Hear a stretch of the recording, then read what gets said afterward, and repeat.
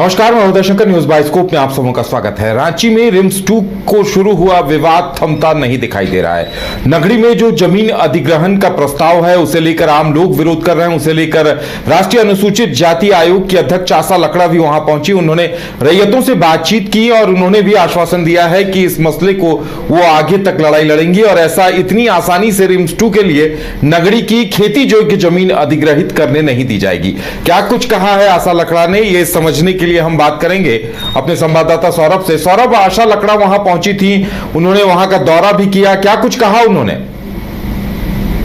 राष्ट्रीय अनुसूचित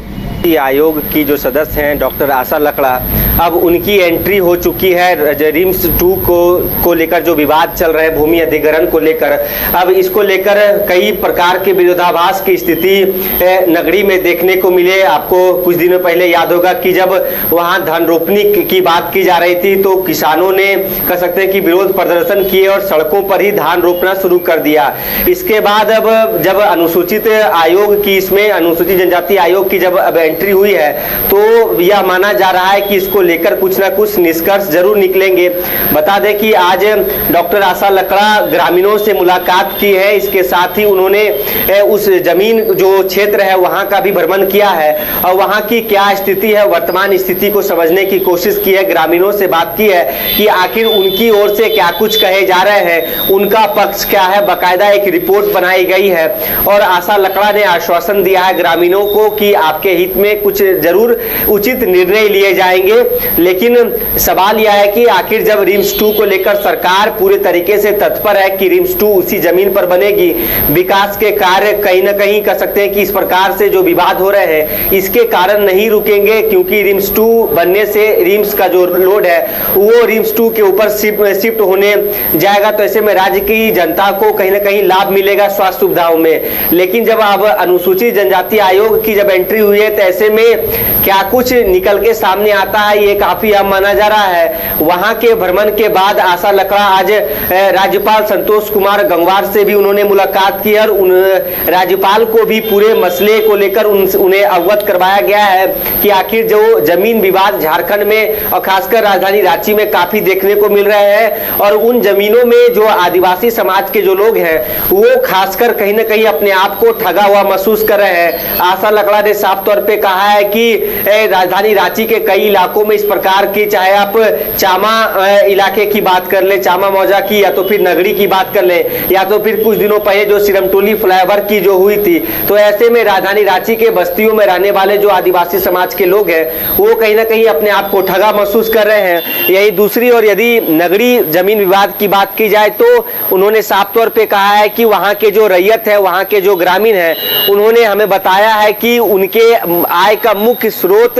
वही जमीन है और उसी जमीन, वो जो उपजाऊ जमीन है उसी में खेती बाड़ी करके वो अपना जीवन यापन करते हैं। तो ऐसे में सरकार तो विकास का कार्य करे, इसमें किसी प्रकार के हम बाधा नहीं बनने जा रहे हैं, लेकिन जो बंजर भूमि है उसके ऊपर चाहे आप रिम्स 2 का निर्माण करें और भी जो डेवलपमेंट के कार्य राज्य में होने हैं बंजर भूमि पे हो, क्योंकि वो उपजाऊ जमीन है और अभी फिलहाल बरसात का मौसम है। ऐसे में वहाँ के जो किसान है अभी वहाँ खेती बाड़ी करते, धान रोपनी करते, लेकिन वो इससे वंचित है। ऐसे में एक उचित निर्णय लेने की जरूरत है। राज्यपाल से भी उन्होंने मुलाकात की है और उन्होंने कहा है कि इस मुलाकात में खास तौर पर नगरी को लेकर जो भूमि अधिग्रहण की बात चल रही है इनसे अवगत कराया गया है। इसके साथ ही झारखंड के सियासी गलियारों में जो इन दिनों पेशा कानून को लेकर चर्चाएं चल रही है उसको लागू करने की बात कही गई है और सिरमटोली फ्लाईओवर को लेकर जो बात की जा रही है कि आने वाले दिनों में फिर से सरूल आएंगे, इसको लेकर भी कोई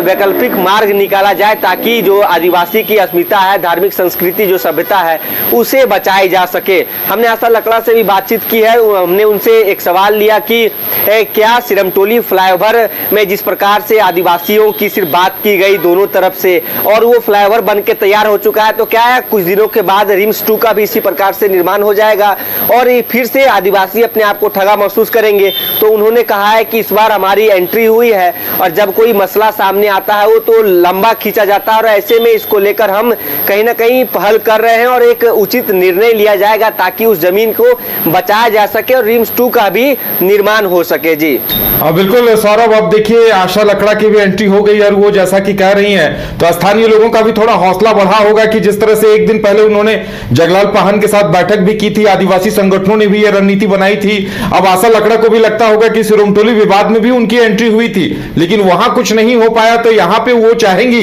कि आदिवासियों को न्याय मिले या रैयतों को न्याय मिले।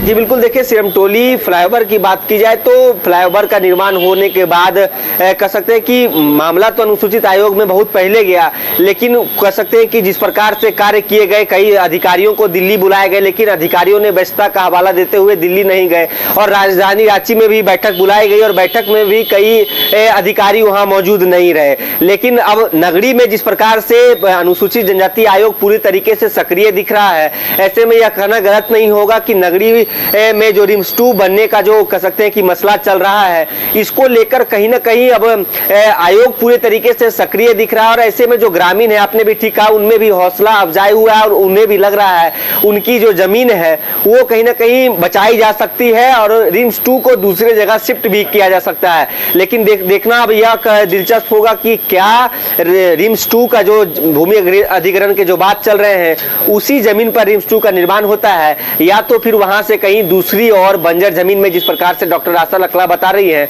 वहां शिफ्ट किया जाता है। जी देखने वाली बात यह होगी कि आशा लकड़ा का हस्तक्षेप कितना असरदार होता है और राज्य सरकार इस पर क्या कुछ निर्णय लेती है।